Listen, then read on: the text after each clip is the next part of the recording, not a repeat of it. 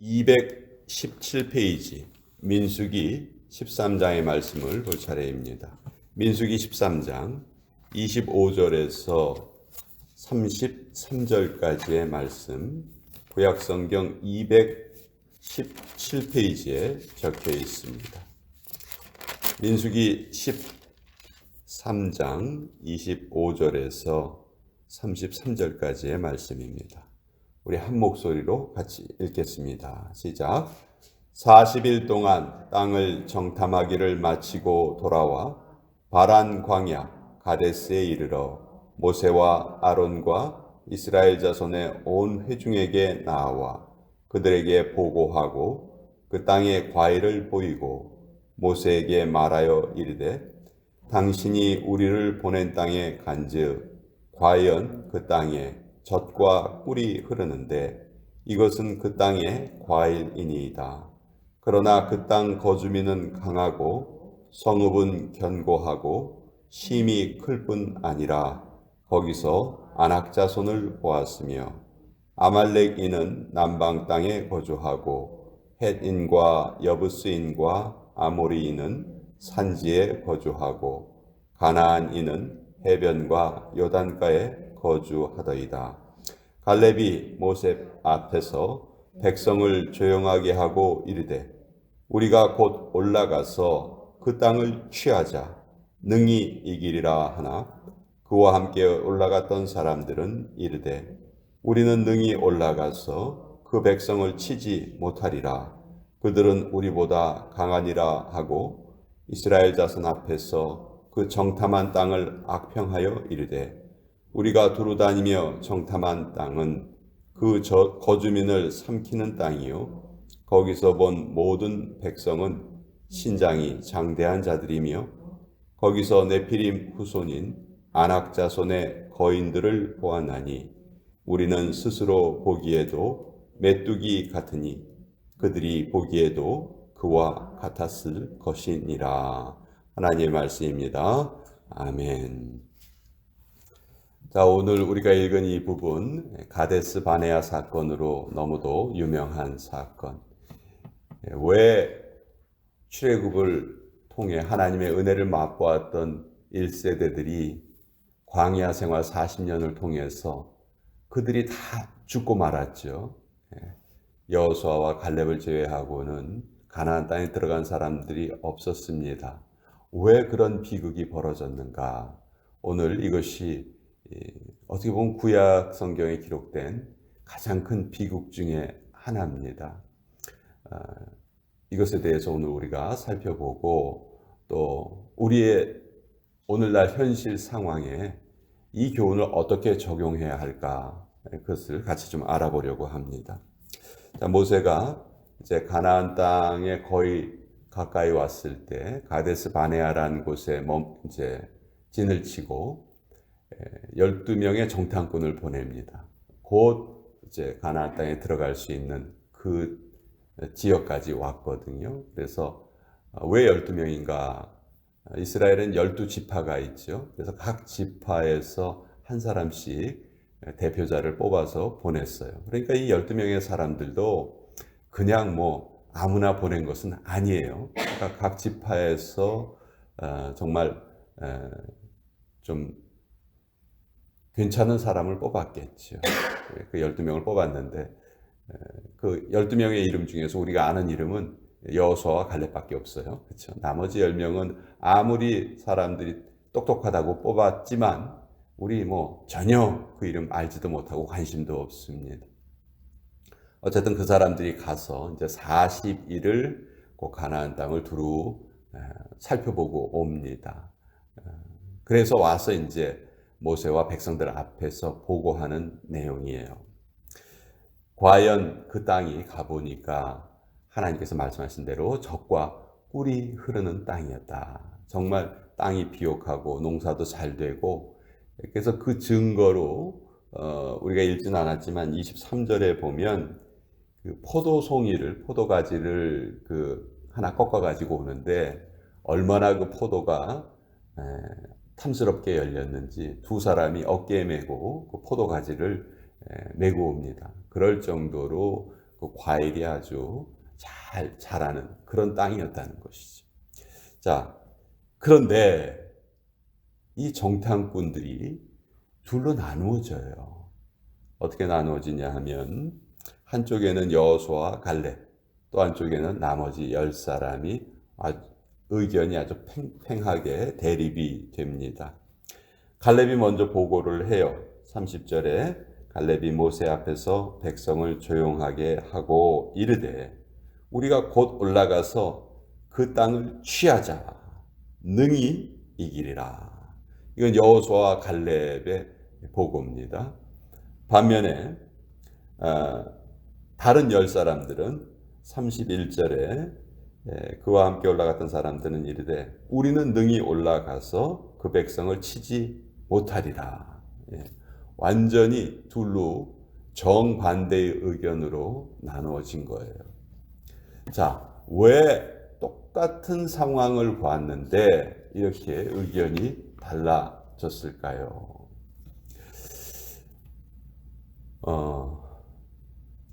무엇을 보았느냐? 눈으로 본 건 똑같아요. 그러나 그 눈으로 본 것에 대한 그 판단을 할 때 하나님을 먼저 생각하느냐 아니면 환경을 먼저 생각하느냐, 전 이 차이라고 생각해요. 순서가 중요하다는 것이죠. 여호수아와 갈렙 정말 똑똑하기 때문에 그 지파의 대표자로 뽑힌 사람입니다. 그 여호수아와 갈렙이 가나안 땅에 들어가서 거인들을 보지 못했을까요? 그 거대한 성읍을 보지 못했을까요? 그들이 전투에 능한 사람들이라는 것을 여호수아와 갈렙이 보지 못했을까요? 똑같이 봤어요. 똑같이 봤지만 여호수아와 갈렙은 그것보다 더 중요하게 생각한 것이 하나님의 약속이었어요. 하나님이 이스라엘 백성들에게 약속해 주셨잖아요. 내가 너희에게 저 땅을 주겠다 약속해 주셨잖아요. 그러니까 하나님의 그 약속이 더 중요한 것이지, 그것이 가장 중요한 것이지 환경은 하나님의 약속보다 앞설 수가 없다. 반면에 나머지 10명은 뭐가 더 크게 보인 겁니까? 하나님의 약속은 온데간데 없고 자기들이 봤던 것, 특별히 거기에서 거인 족속을 봤어요. 거인 족속을 봤더니 정말 이 체격면에서 비교가 안 됐고, 우리가 거대한 사람 앞에 서면은 나도 모르게 위축감을 느끼잖아요. 이 성경에 보면 거인 족속이 이 구약 성경에 분명히 기록되어 있거든요. 그러니까 거인 족속이 지금은 없지만 분명히 존재했다는 것은 우리가 성경의 기록을 통해서 알 수 있습니다.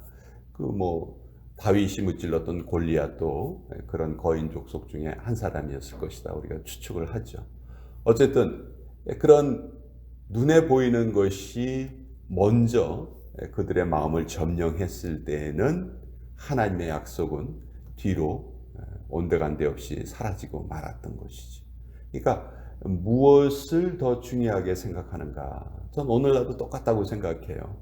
우리 하나님의 백성으로 살아가면서 우리가 하나님의 약속을 더 중요하게 믿고 의지하고 살아가는지, 아니면 이 세상에서 들려오는 소식이라든지 예금 통장의 내 잔고라든지 그게 더 중요하다고 생각하는지, 이제 그것이 우리 하나님께서 우리에게 늘 내주시는, 저는 어떻게 보면 매일매일의 숙제다, 과제다, 그렇게 생각해요. 이것이 어제 우리가 하나님의 약속을 크게 봤다 해서 오늘도 꼭 그렇게 산다, 그런 보장이 없어요. 날마다 우리의 마음을 결단해야 되는 것이죠. 그래서 성경을 보면 전 그렇게 생각해요. 출애굽기 전체, 한마디로 광야라고 할 수 있겠죠.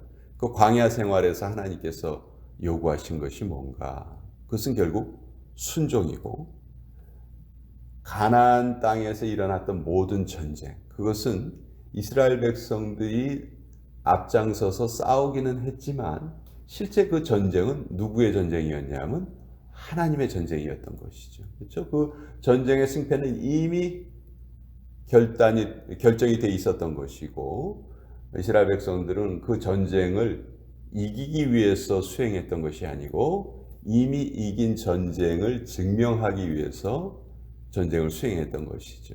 그렇죠? 이 전쟁을 내가 이긴다 생각하면 정말 얼마나 힘들겠습니까? 그러나 이미 이긴 전쟁을 내가 보여주는 것이다 라고 생각하면 완전히 그 마음 자세가 달라질 거예요. 예수님께서 너희가 이 세상에서 환난을 당하겠지만 담대하라, 내가 세상을 이기었노라, 이렇게 분명히 선언하셨어요. 그리고 우리 믿음의 사람들에게 그 말씀을 그대로 믿고 그 말씀대로 살아가라, 그것을 지금 기대하고 계시는 거죠. 근데 우리는 얼마나 자주 우리 인생의 싸움을 내가 스스로 싸워서 이겨야 하는 것처럼 그렇게 스스로 고생을 하고 있습니다. 그것이 성경에서 말하는 수고하고 무거운 짐이죠. 근데 예수님이 뭐라고 그러셨어요? 수고하고 무거운 짐진 자들아 다 내게로 오라, 내가 너희를 쉬게 하리라. 너희의 그 싸움은 잘못된 싸움이다. 그것은 너희가 싸울 싸움이 아니고 내가 이미 이긴 싸움을 너희는 그저 보이기만 하면 된다. 우리가 이런 마음을 가지고 남은 인생을 살아간다면 좀 더 우리 믿음의 기반을 둔 그런 삶을 살 수 있지 않을까, 저는 오늘 그렇게 생각을 해봤습니다. 이 가데스 바네아 사건은요, 하나님께서 얼마나 이 사건에 진노하셨는지 아마 출애굽을 한 이후에 성경의 기록에 보면 여러 번 이스라엘 백성들이 하나님 앞에서 불평도 하고 반역도 하고 모세를 대항하기도 하고 아주 많은 잘못을 범해요. 그러나 그 다른 잘못과는 어떻게 보면 차원이 다른 그런 잘못이었어요. 하나님께서 얼마나 이 사건에 진노하셨냐 하면 정탐꾼들이 40일을 정탐을 하고 왔는데 그 40일의 하루를 1년으로 계산을 하셔서 광야에서 40년을 방황하게 하십니다. 그러니까 가데스 바네아까지 간 기간이 한 1년 걸려서 갔거든요. 거기에서 금방 가나안 땅에 들어갈 수 있어요. 이 애굽 땅에서 가나안 땅까지 성경에 보면 걸어서 열흘이면 갈 수 있다 이렇게 돼 있어요. 근데 이제 이스라엘 백성들은 그 가데스 바네아까지 오는 동안에 무슨 일이 있었냐면 시내산에 가서 하나님께 율법을 받고 또 거기에서 성막을 짓죠. 그리고 그때는 하나님의 구름 기둥과 불 기둥이 그들의 길을 인도하셨어요. 그러니까 구름 기둥이 딱 떠오르면은 길을 가고 구름 기둥이 멈추면은 자리에서 멈추고, 그래서 가데스 바네아까지 약 1년이 넘게 걸려서 도착을 한 거예요. 이제 불과 며칠이면 가나안 땅에 들어갈 수 있는데 하나님께서 이 가데스 바네아 사건에 얼마나 진노하셨는지 거기서부터 39년을 그 주변을 뺑뺑뺑뺑 돕니다. 그 주변을 뺑뺑뺑뺑 돌면서 광야 1세대, 그 애굽에서 출애굽을 했을 때 1세대들이 다 죽게 돼요. 여호수아와 갈렙을 제외하고 다 죽습니다. 그리고 실제 가나안 땅에 들어갔던 사람들은 광야 2세대들이에요. 애굽에서 탈출할 때 아주 어린 아이들, 7, 8살 밑에 아이들, 그 아이들과 또 광야에서 새로 태어난 아이들, 그 사람들이 이제 가나안 땅에 들어가게 된 것이죠. 자, 왜 40년 동안 그 많은 사람들이 죽어야 했나? 바로 요 10명의 정탐꾼의 태도 때문이다. 하나님의 약속이 분명히 주어졌는데 그것보다는 자기들의 판단, 주변의 환경, 이것을 더 크게 생각했기 때문에 이런 비극이 벌어진 것이죠.